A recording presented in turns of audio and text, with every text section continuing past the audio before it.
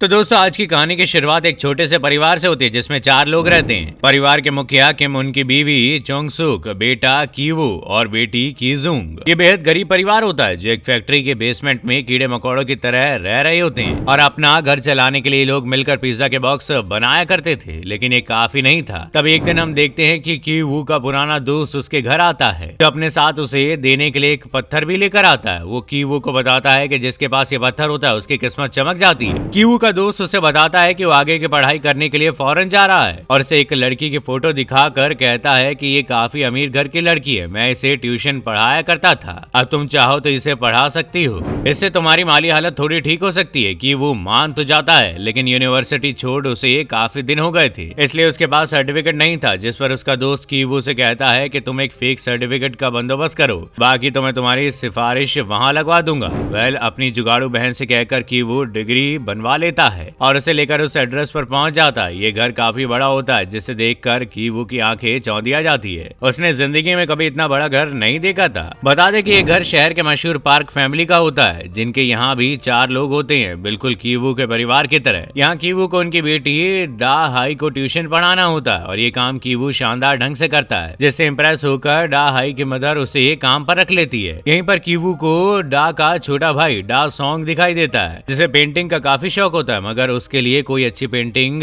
Teacher नहीं मिल रही है। इस पर कीवू अपने बिजली सा दिमाग दौड़ाकर अपनी बहन की जुंग की नौकरी लगाने का जुगाड़ सोचता है और मिस पार्क से कहता है कि वो किसी लड़की को जानता है जिसने पेंटिंग में मास्टर किया हुआ है। अगले दिन कीवू अपनी बहन की जुंग को जेसिका बनाकर उनके घर लेकर जाता है ताकि किसी को गलती से ही मालूम ना पड़े कि वो दोनों भाई बहन है। यहाँ की जुंग तो अपने भाई से भी 2 कदम आगे थी। उसने मिस पार्क को अपनी बातों में ऐसा लपेटा कि वो पूरी तरह से उसके काबू में आ गई और तुरंत ही उसे नौकरी पर रख लिया। ये समझिए इन दोनों भाई बहनों का जुगाड़ यहाँ पूरी तरह से फिट बैठ चुका था, लेकिन इनकी भूख अभी भी नहीं मिटी थी। इन्हें तो इस पूरे घर पर राज करना था। ऐसे में एक दिन जब ज्यादा रात हो जाने पर मिस्टर पार्क का ड्राइवर कीजंग को उसके घर छोड़ने के लिए जाता है, तभी कीजंग अपनी पैंटी निकाल कर गाड़ी में छोड़ देती है ताकि वो पैंटी मिस्टर पार्क के हाथ लग जाए और वो ड्राइवर को नौकरी से निकाल दे ताकि उसके डैड को जॉब मिल सके। वेल, उसका ये प्लान काम कर जाता और मिस्टर किम को अपने अंकल का ड्राइवर बताकर वो उन्हें नौकरी पर लगा देती है। अब उनके घर में कोई खाली बचा था तो वो थी उनकी माँ, इसलिए वो घर की मेड को निकालकर अपनी मॉम को नौकरी पर लगाने का आइडिया सोचते हैं। लेकिन दोस्तों, इतना आसान नहीं होने वाला था क्योंकि वो मेड काफी सालों से उनके घर में काम कर रही थी। इनफैक्ट उस घर के पुराने मालिकों की भी वही मेड थी। ऐसे में एक दिन कीवू को डा हाई से मालूम पड़ता है कि उसके घर में पिच फ्रूट बंद है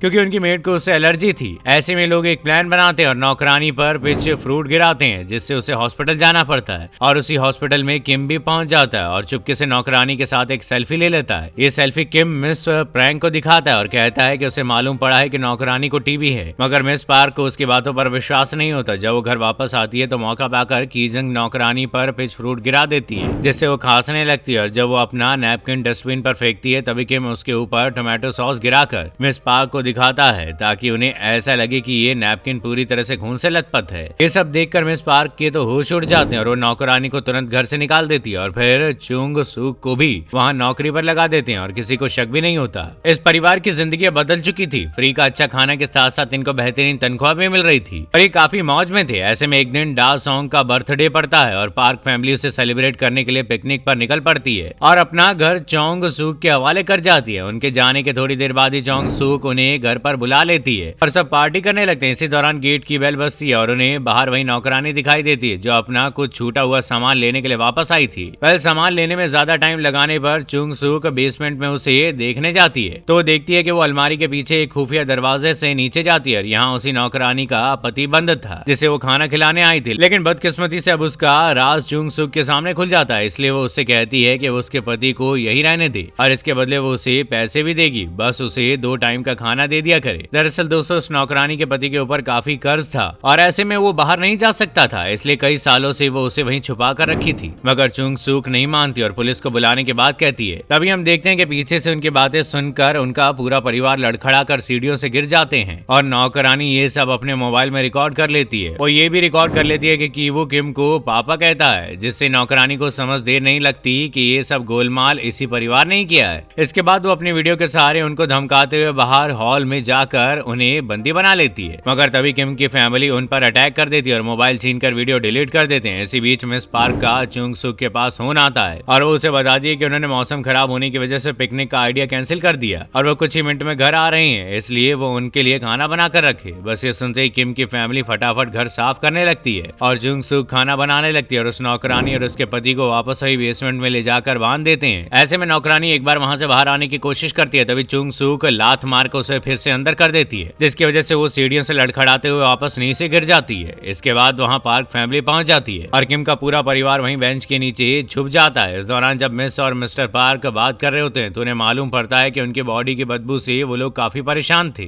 सबके सोने के बाद किम का परिवार वहां से भागकर जब बाहर जाता है तो बाहर बहुत भारी बारिश हो रही होती है और उनका घर पानी से भर चुका होता है, इसलिए वो अपना जरूरी सामान लेकर एक शेल्टर में रात गुजारते हैं। अगली सुबह डासोंग का बर्थडे होता है जिसमें कीवू और कीजंग इनवाइटेड रहते हैं। दूसरी तरफ मिस पार्क जब अपने बेटे के बर्थडे का कुछ सामान लेने के लिए जा रही होती है तभी उन्हें किम के शरीर से आ रही बदबू महसूस होती है, जिसकी वजह से अपनी नाक में उंगली रखकर कार की खिड़की को खोल लेती है। आगे से देख रहे किम को काफी बुरा लगता है, मगर ये खून का घूंट पी जाता है। अगले दिन पार्टी में काफी लोग शुमार होते हैं। यहाँ कीवू अपने दोस्त द्वारा दिया वही पत्थर लेकर घर के बेसमेंट में नौकरानी और उसके पति को मारने जाता है, मगर सिर पर चोट लगने से नौकरानी तो पहले से ही मर पड़ी थी। दूसरी तरफ हम देखते हैं कि नौकरानी का पति अपने आप को छुड़ा चुका था और वो उल्टा कीवू पर हमला कर देता है। इसके बाद वो किचन से चाकू उठाता है और सीधे बाहर पार्टी में चला जाता है, जहाँ सीधे जाकर चाकू कीजंग को भौंक देता है और वो खून से लथपथ होकर वहीं गिर जाती है। अपनी बेटी को ऐसी हालत में देखकर किम उसके जख्मों को दबाते हैं ताकि उसका खून रुक सके। जिंदगी में पहली बार खून देख रहा बर्थडे बॉय डासोंग वहीं बेहोश हो जाता है, जिस पर मिस्टर पार्क किम से उसके बेटे को हॉस्पिटल ले जाने को कहते हैं, मगर वो अपनी बेटी को ऐसी हालात में छोड़कर नहीं जाना चाहता था। इसलिए किम कार की चाबी मिस्टर पार्क की तरफ उठाकर फेंक देता है, मगर वो जाकर नौकरानी के उस पति पर गिर जाती है जिसे अभी अभी जुंग सुक ने मार गिराया था।